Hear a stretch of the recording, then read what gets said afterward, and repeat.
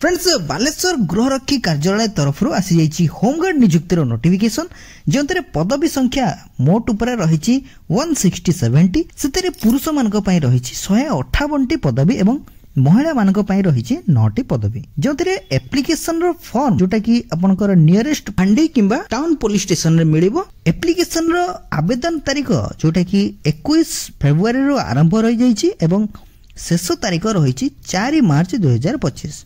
4 मार्च 2025 पूर्व यहाँ आवेदन करें। एतिरे बयस सीमा सबू होमगार्ड रे बयस सीमा सेम रही मिनिमम 20 वर्ष मैक्सिमम 60 वर्ष ता सहित शिक्षागत योग्यता सेम रही एलिजिबिलिटी क्राइटेरिया सेम रही। आवेदनकारी पंचम पास होइथिबा दरकार एवं आवेदनकारी सेम जिल्ला रे होइथिबा दरकार।